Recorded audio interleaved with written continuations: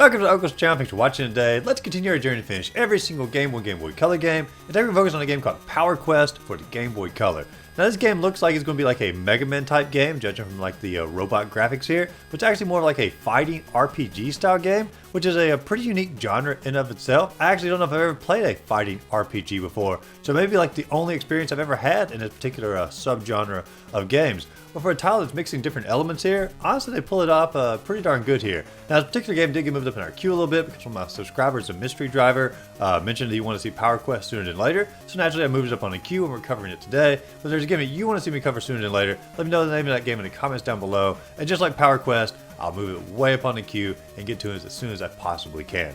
But let's go ahead and dive into Power Quest for the Game Boy Color. Now I always like to start the videos off by looking at the box art for the game, and the box art for Power Quest here sums the game up pretty much perfectly. It's got all your core main fighters right there in the center, and you can choose any of these fighters to go for the story mode with, or you can choose to go for like a tournament mode with any of them. I ended up choosing the one the far back left just simply because he was known for his immense power, and also very darn slow. We'll get to that in the main game.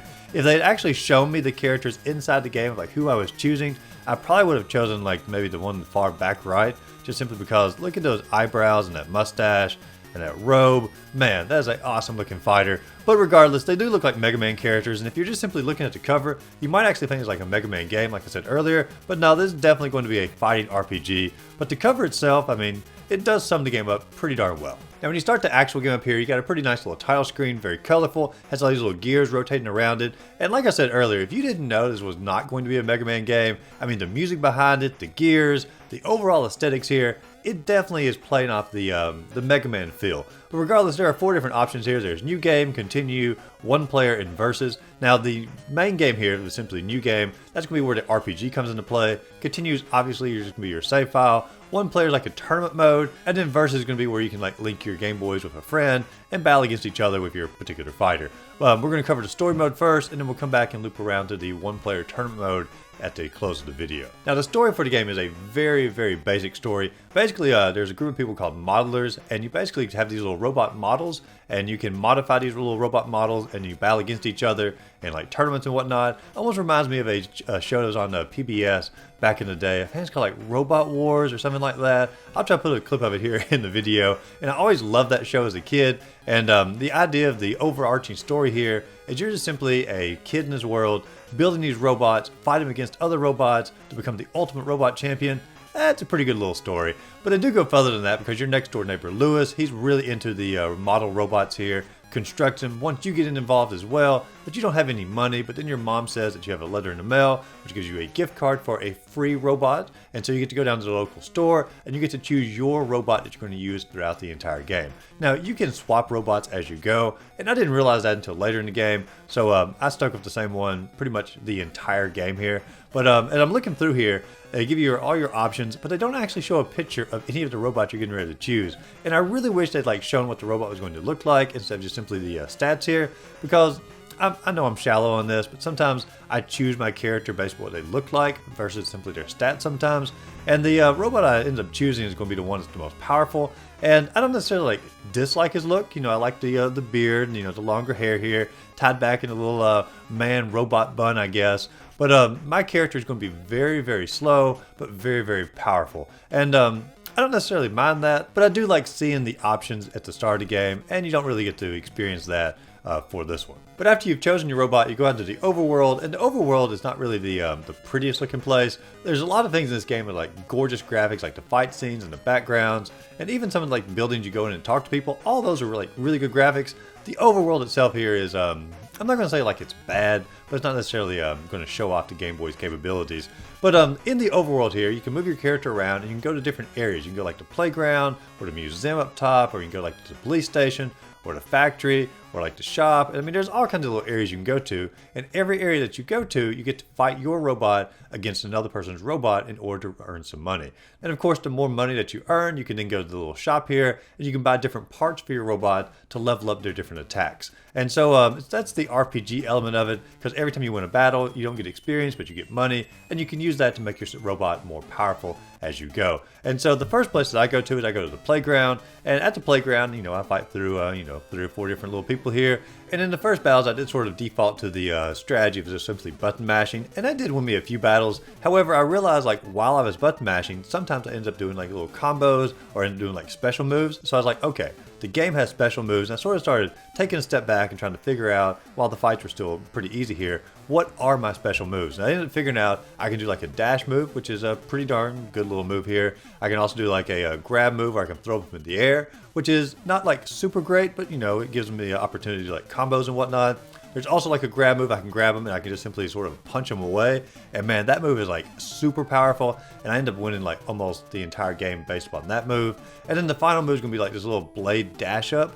And I can't say like I ever figured out like how to do or how to use that move like really well. And so you have all of these like special moves that you can do, as well as, you know, your traditional like, you know, soft punch or hard punch or your kick moves or your jump and, you know, attack while you're jumping. I mean, as far as like fighters go, they actually did a pretty good job of having a decent move mechanic here. And I'm not some like great fighting game expert here as far as like understanding, you know, what makes a great fighting game a great fighting game. But at least from my perspective, the fight in this game was pretty darn solid, and you felt in control of your character. The special moves were not overly complicated or overly difficult to do, at least until like the very end of the game. But I'll get to that in a little bit. But overall, the fighting in these early matches was fun, colorful, good graphics, and just very easy and user-friendly to win these battles. But of course, I got a little overconfident at this point. I was like, well, I can destroy the playground here, so why not try some of the other places around the map? So then I go to the factory in the bottom right-hand corner of the map, and I get demolished at the factory. Like, I don't even like stand a chance at all. I guess my skills weren't as good as I thought they were in the game. And so then I try to go up, you know, one building that goes to the police station. They actually accuse me of being an intruder, and they want to fight me because of that. And I get demolished at the police station as well. And so I'm like, all right, well, where else am I supposed to go? And so I finally found a little museum in the upper left-hand corner. And evidently that's where I was supposed to go second in the game anyway, because these particular battles aren't necessarily as easy as the playground, but they are still winnable as compared to like the police station or the factory, at least for my skill level at the moment. Now, every time you win a battle at the museum, I got $50. Every time I win a battle at the playground, I got $20. And if you go to the shop, like you look at it, it's like $1,000 for these level 1 upgrades. And it's going to take a really long time to ever get all of the upgrades in the game. And so you sort of have to like figure out like which upgrades are most important, like which moves are you most likely to actually use inside the game. And so I don't think I ever got like every single upgrade all the way to the max, but I was able to upgrade several of my categories that I used more often as the game is going to progress. Now, as you're fighting all these matches at the museum and at the playground, after you've won enough matches, your friend Lewis approaches you and he says the gang is coming, in particular the Hyena Gang, and they're coming to attack you, or at least attack the town. And he says you need to go home and get prepared for this. So you head back to your home, and as soon as you leave your home, the Hyena Gang, sure enough, shows up, and you have to, you can see them journeying around the little overworld here. And once they show up, you have to defeat all of them in order to take out the Hyena Gang. And these battles aren't necessarily like particularly hard. I think you are pretty well prepared going from the playground to the museum to fighting off the gang here. And the all the little character sprites for all the, you know, the gang members, you know, whether it's the colonel or the general or the scientist, they're all pretty good little sprites here. In particular, I enjoy the boss of the gang. He actually calls me a pipsqueak, and I've not heard anyone call anyone a pipsqueak in years. It's such a bully term of the 90s, or more of the 80s really, to call someone a pipsqueak. Maybe I need to bring that term back. But yeah, don't be a pipsqueak, guys. Play Power Quest. But anyway, you end up fighting throughout all the gang here. One of the gang members has a really sad little line here. After he loses, he feels really bad about himself. He's like, I'm just going to go blow myself up now. It's like, holy cow, man. Like, to calm it down a little bit. It's just a battling of robots here. Don't take it to that extent. But then the scientist comes in, and the scientist actually like equips a special little item to you, or, you know, a little thing on you here, and it makes it calls where all your controls are reversed inside the battle, and you can't actually attack in the battle either. And so you end up losing the final battle against the gang just simply because you were cheated out of the victory.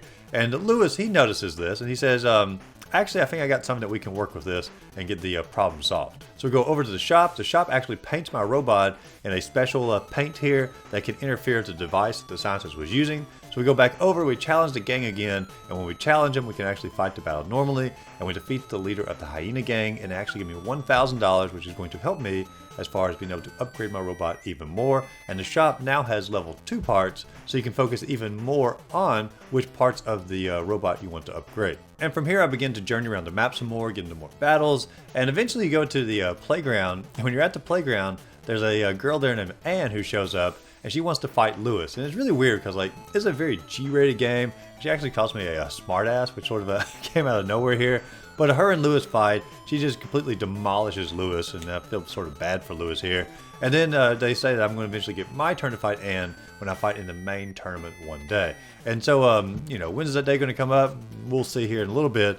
But regardless, we get our first look at one of the tournament fighters. But at this point, I realize I have a little bit of money in the bank here, and I want to go to the shop in order to actually buy some, you know, upgrades. And so I go to what I think is the shop, and I just simply got myself mixed up on the map here.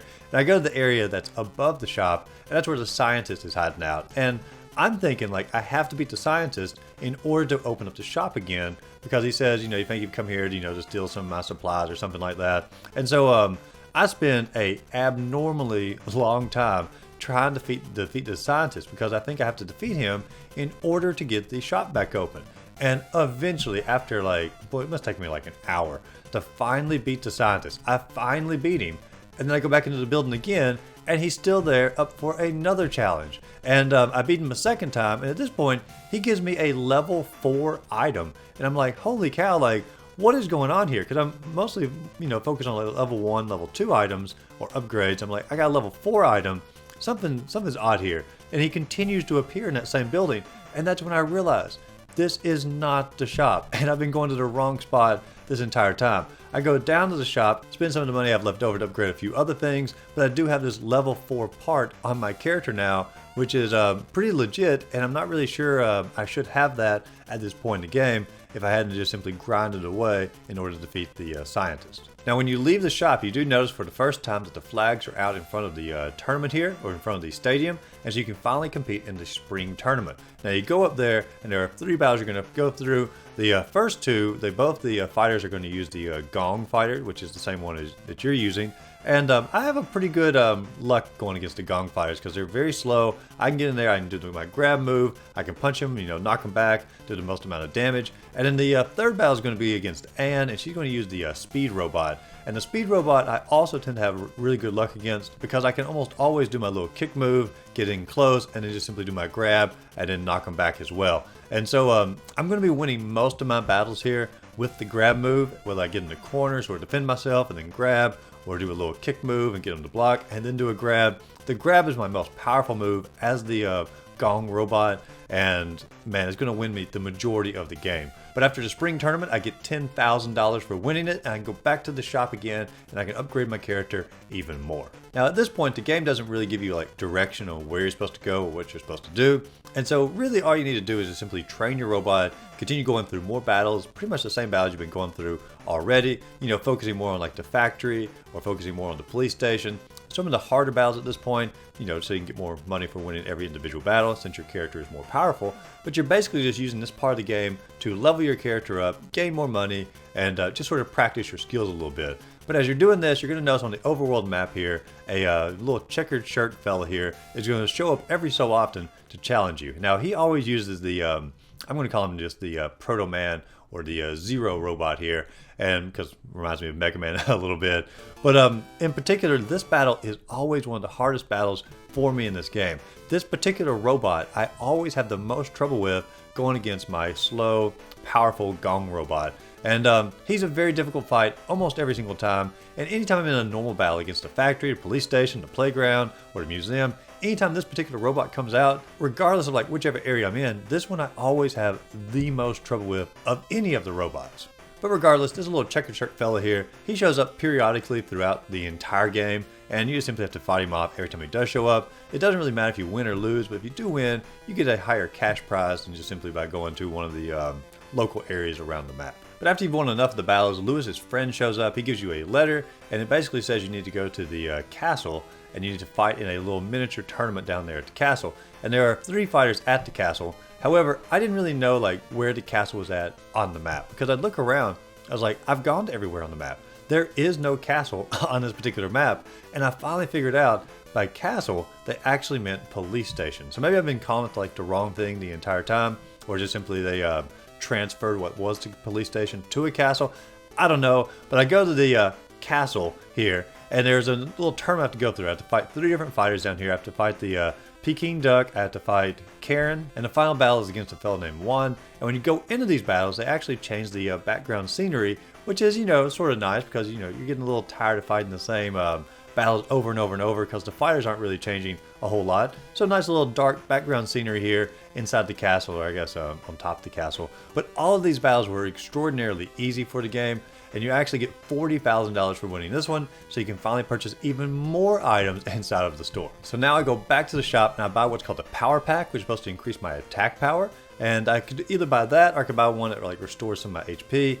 And I sort of thought to myself, like, for the majority of the battles, I feel like attack power is going to be my winning ingredient here. And so I ended up going with the power pack for that attack power. Now, after this, you just simply have to wander around the entire neighborhood again, just fighting random battles, getting more money to upgrade your equipment. And the game really could have given you some direction as far as like saying something to the effect of, all right, fight X number of battles to start preparing for your next story element. And so what I end up doing, I just sort of do like 2 battles in the schoolyard, 2 battles in the museum, 2 battles at the factory, 2 battles down at the police station, and I just sort of rotate through to make sure I don't miss any of these story elements as I'm going. And eventually I get to the place where Lewis approaches me, my best friend who's got me into the entire robot business here, and he approaches me and says he's actually going to be moving away and we probably won't be friends anymore, but he does want to have one final robot battle against me before he moves away. And so we go up to the rooftop of the school here, and once again a good little scenery here, nice little change of pace. And you fight against Lewis, and when you're fighting against him, he has a really cool looking little robot here, sort of like Wall-E from the Disney movie. But holy cow, his robot is the easiest battle in like the entire game. And when I end up playing the 1-player tournament mode later on, I realized like this robot doesn't even have like the jump ability. And so it's a pretty bad robot that Lewis has here. And when you defeat Lewis, he actually runs away crying, and not because he lost. He runs away crying because he realizes the friendship is sort of coming to a close. And I don't know, it's a touching moment because, I mean, growing up, we were all there. You had your best friend who ended up moving away at some point, and the emotional heartbreak of losing your best friend to another town. And I think the game, I don't know, I feel like it summarizes it here pretty darn well. But when he does leave, he gives you a special part, and you put the special part on your robot, or I guess it's automatically applied, and the special part allows you to do special moves inside the game. However, these special moves, I never could figure out like how to actually do them. I would wait until my special meter got all the way full, and I would try, doing my special moves, my normal ones. Nothing would work. I tried different, combinations of buttons. Nothing would work. I even looked up online at one point, what are the special moves for my particular character in order to get these powerful attacks that I see these other robots, doing throughout the game. And I saw the button combination, and no matter how many times I tried it, I never could do the special moves. And so everything in the game so far has been very user-friendly, very easy to do, very easy to execute. But these special moves, like, holy cow, they are truly special moves. Either that or my fighting game skills here are really just as bad as I initially thought they were. And once again, like, the game doesn't give you any direction on like what's coming next, how many battles that you need to go through, how many battles you need to win. And so you just sort of journey around once again, getting more money, winning more battles, fighting in different locations, and eventually it comes down, if you go to every one of the buildings in my little rotation here, they say something to the effect of like the tournament's coming up soon, and the next building says the tournament's coming up soon, and once you go to every building and every one of them says the tournament is coming up soon, you can finally go to the tournament arena again, and there's going to be the national tournament to basically to be the best robot master or the best modeler in the entire world. Now when you get there, there are 4 battles you have to go through. The first battle is against the General, which you've fought a couple times in the game already now. Pretty darn easy. The second battle is going to be against Anne, and you've fought Anne several times in the game as well. And Anne, especially since you're using the speed robot, for my character anyway, pretty darn easy. And the third character is going to be Juan, and you've already fought him as well. Pretty darn easy at this point. And then there's a 4th one that comes out, and you don't expect the 4th one to come out, but the 4th is going to be a fella known as Don Quixote, which is like a novel from like 200 years ago or something like that. This knight or this mercenary. I've never actually read the novel Don Quixote, so I could be totally wrong on like what the story is about there. But you fight against him, and he actually uses your same character, a gong robot, and he's probably the best one I fought against, especially since you go into the battle with a little bit of less health because your health doesn't replenish after every single battle. And you go in there, you fight him, and when you defeat Don Quixote, you officially won the final tournament. You are the best robot modeler in the entire world, and you officially have beaten the game. Now, this tournament here, I've made it sound pretty easy, but it's probably going to take you multiple tries to go through the tournament in order to beat them all, like back to back to back. Because even though like the first 3 battles are pretty darn easy, your health doesn't replenish all the way up between every battle. So when you finally do fight Don Quixote, your health is going to be a little bit lower than what your ideal is going to be. And so that makes the fight just a little bit tougher, and it'll probably take you a few tries going through the tournament to actually win the game. Now, if you are playing the game, I am going to give you my particular strategy for fighting Don Quixote that worked like really well for me. Is I just went all the way to the far left-hand side and blocked like almost every move that was coming at me. And then when you get close, he tried to attack, and I would just simply do a punch move. And I would just do my punch move over and over and over. And occasionally I do like a little jump up in the air and try to kick like that. But for the most part, just staying in that corner where he couldn't ever, get like the upper hand for me in that defensive position. That worked really well for me against his fight. And I used that a few times like throughout the game, but in particular it worked extraordinarily well in his fight. Now after you defeat him, you get a round of applause for your character. And when it does this, it shows you your character as just a blank screen there. And I realized at this point, I've never seen my character in this game, except for like the overworld where I'm walking around and whatnot.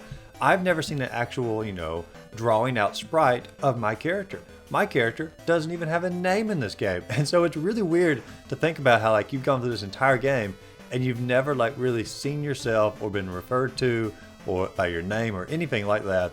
But once you win the championship, you sort of wish that Lewis was there in order to see how far you've come. And it's just sort of a sad story of, a friendship that has since passed. At this point, the camera does begin to scroll up into the sky here. The credits begin to roll, and you've officially beaten the game. You get a little thank you picture here of all the robots. It says, basically, thanks for playing the game. And once again, it harkens back to like the Mega Man look.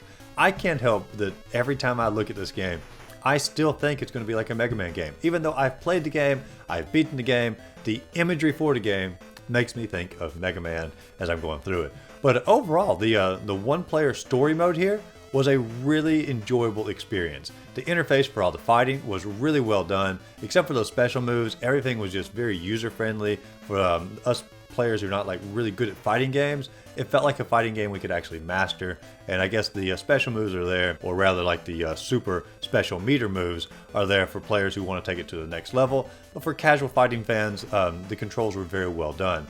And also like the player selection here. I know I stuck with the same character literally the entire game, but I got to see all of the other robots I could have been as I'm traveling through, and I could have swapped out to any of those robots at any point during the game if I wanted to, try to pinpoint down which robots I wanted to use against who inside of a tournament. I could have done that, but I'm a creature of habit. I got my main robot. That's who I stuck with.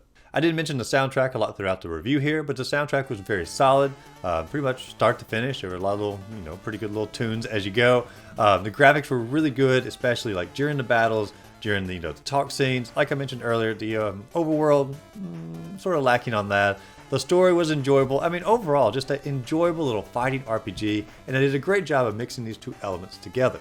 However, you don't have to go through the RPG part to enjoy the game. If we go back to the main menu here, you can go to the one-player mode, and the one-player mode is like just a traditional tournament fighting game. So if you just simply want to go through the fighting aspects of the game and you don't want the story, the tournament mode is there for you, just like every other fighting game that's out there. And in this particular mode, you can actually fight as the little robot that Lewis had during the game. And like I said, this is when I realized like the robot actually could not jump. But as you're going through this, the tournament mode is pretty standard, but it is at least there for players who want to go back and play the game again without having to go through the entire story mode, having to upgrade their characters and all of that. And of course there is the versus mode. If you find someone who also has a copy of the game, you can link up and you can actually battle with any of the robots against them and see who is truly the best at Power Quest and which robot is probably the best one to go with. I don't know like if one robot is better than any of the other ones. I mean, like every fighting game out there has a tier list of like which is the best fighter, which is the worst fighter. I truly feel as I was going through the game that my fighter was not the best fighter. I would go out on a limb and say the one that the checkered shirt fella who would journey around the map, I think he had the best fighter in the game. I don't know, that's just my own personal guess here. But overall, Power Quest, really fun game. If you're looking for a fighting game that's got a little bit of RPG elements to it, a little bit of a story, something that dives a little bit deeper into your traditional fighters like Killer Instinct or Mortal Kombat, this is probably one of the better games out there for you. And even if you're not really into fighting games, it has a lot to offer for more casual fighter fans like myself. But overall, really fun game. You get a chance to play it, I'd highly recommend it. If you enjoyed the video, be sure to like and subscribe to the channel. Check out my other videos listed up above. If there's a game that you want to see me cover sooner than later, let me know the name of that game in the comments down below. And go out there and find a great game to play. Just hope you have a great rest of the day.